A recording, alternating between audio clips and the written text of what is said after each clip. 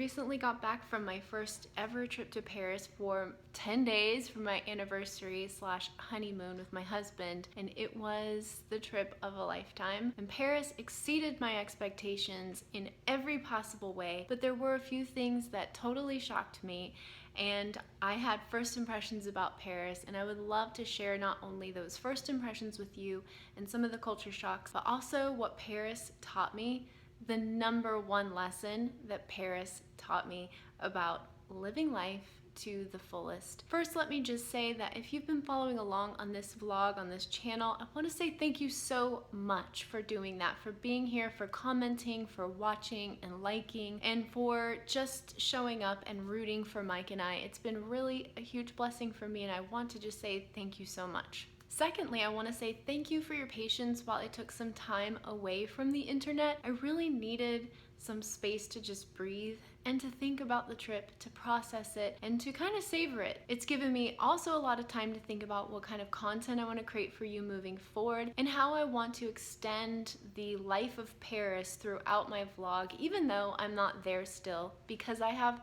tons of footage.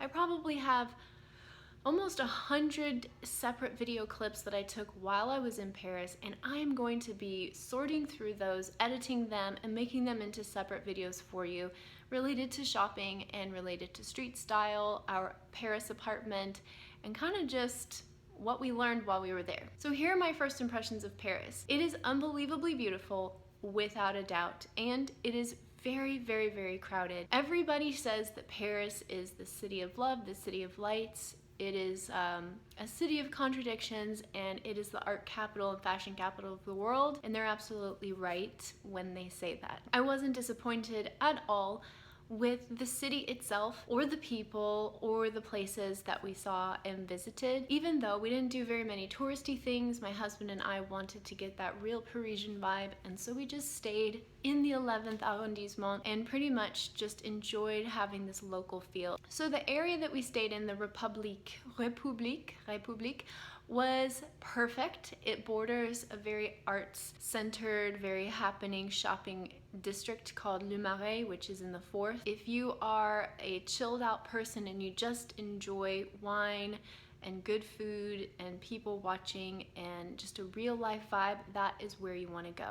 The other first impressions I got about Paris is kind of a subtle one, and I think every city has its isms and every culture has its kind of unique flavor and footprint, and sure, there are loads of things about French culture and Parisian culture that are very different from the United States or other parts of the world, and there are loads of videos that you can find about that on YouTube. I highly recommend one of my good friend's channel, Not Even French, and I will link her in the description box below because she does tons of culture shock videos. But one of the things that jumped out at me was the fact that Parisians really enjoy olfactory beauty. They are very much into perfume and cologne, incense and candles. Wherever I went, it seemed to me that there was some sort of musky, florally, fruity smell on the people, in the fitting rooms, in the restaurants, in the subway, and it was really surprising to me. And that was one of the things that I'm definitely going to be incorporating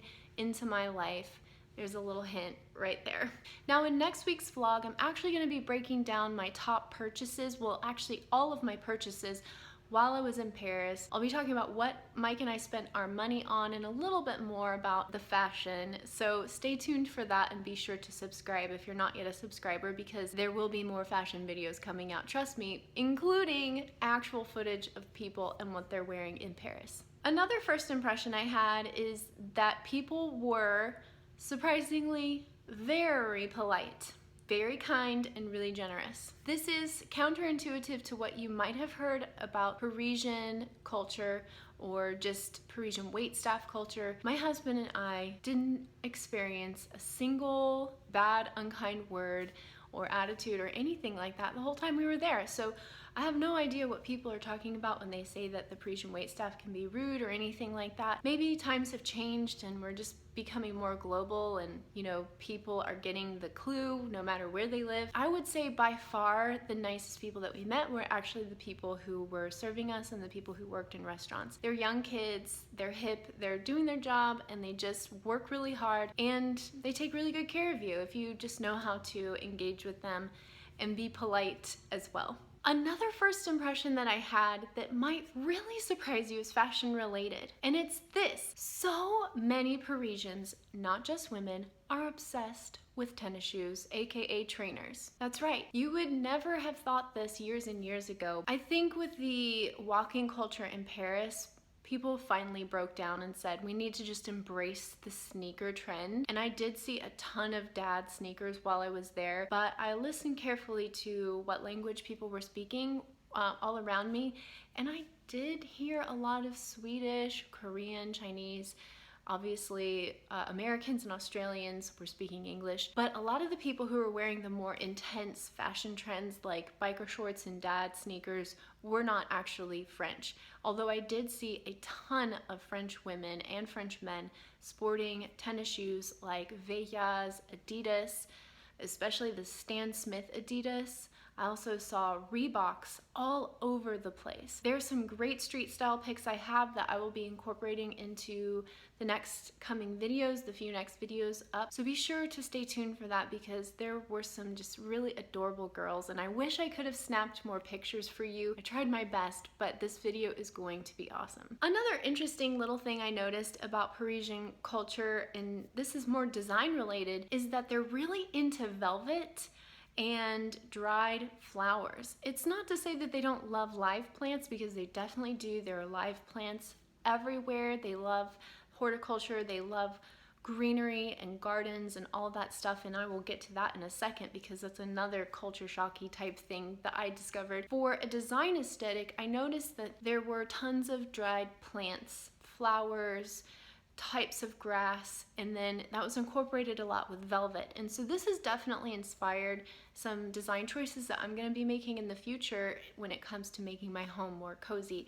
Because we were there, my husband was there, he was like, this is really cozy. I would like our house to feel more cozy, because I think guys just kind of love that more moody, comfortable, like cocoon, like almost you could smoke a cigar in there kind of feel. And I'll be honest with you, my ultra minimalist self kind of fell in love. So more design changes up ahead for me in my home.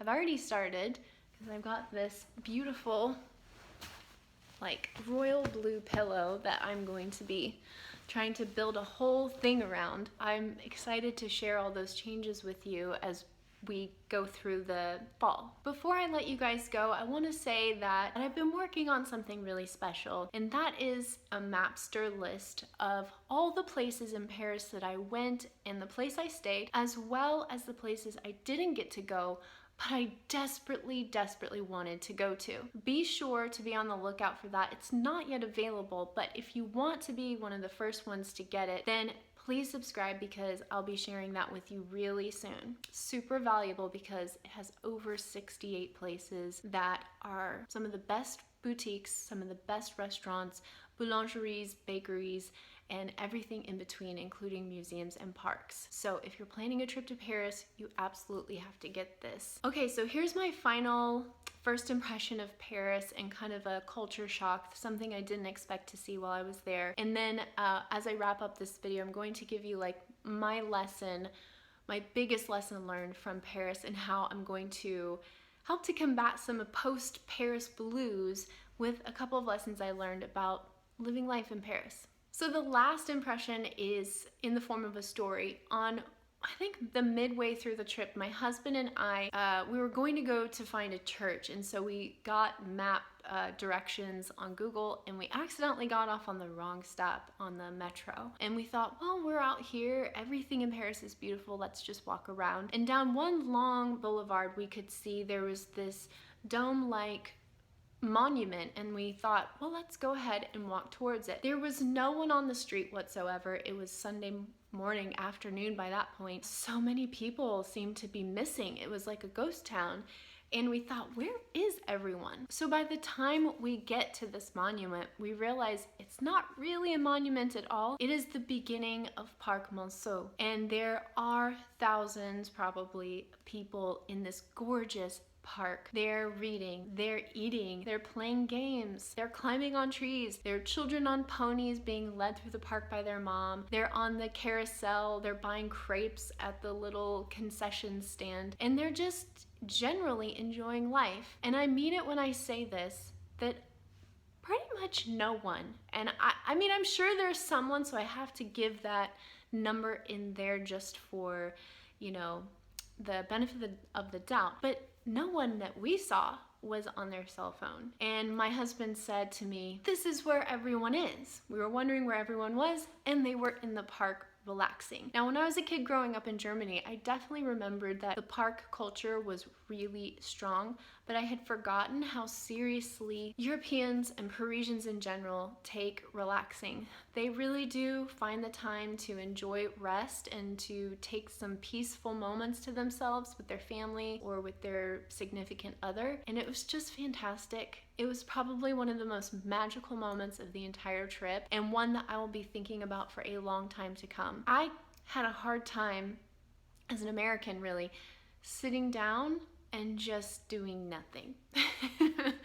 I felt like I had to walk around, I felt like I had to take pictures, and we ended up leaving the park pretty quickly, but it was just this moment for me of like, I need to bring that with me. So you've made it this far, we're almost done with the video, and here I want to leave you with the final lesson that I learned. Taking a trip to a place where you're given every opportunity to enjoy life. You're on sensory overload, your senses are being bombarded in every possible way with all the great food, with beautiful smells of bakeries and people and places, and just visually you're constantly stimulated. It's a wonderful place to be.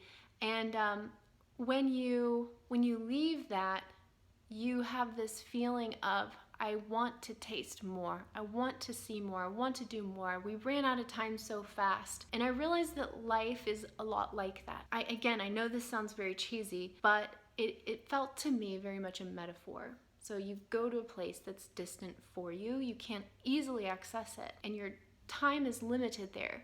And yet there are so many wonderful things to see and do and to read and, you know, to explore. And how much of life do we think we have endless amounts of time? That one day I'll read the classics, or one day I'll visit the museum in my city, or one day I'll paint that picture or start that business or whatever it is.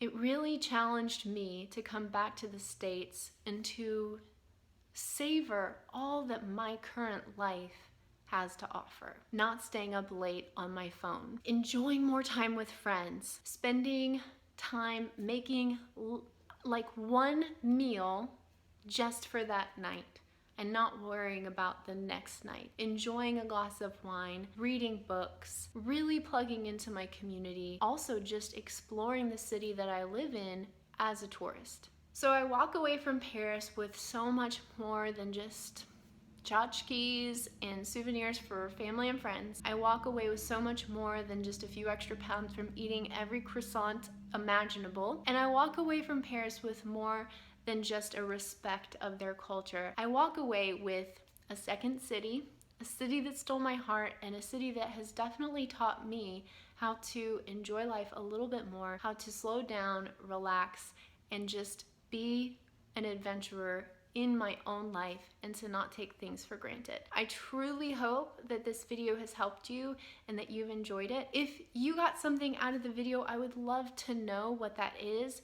And please do me a huge favor with this. I would love it if you would post in the comment section below what video you would like me to make next. Whether that be about street style, the things I purchased, more about the trip in general, and anything else that comes to mind. I'm really grateful for you. I hope you have a fantastic rest of your day wherever you are, and I will see you next week. Take care, you guys. Bye.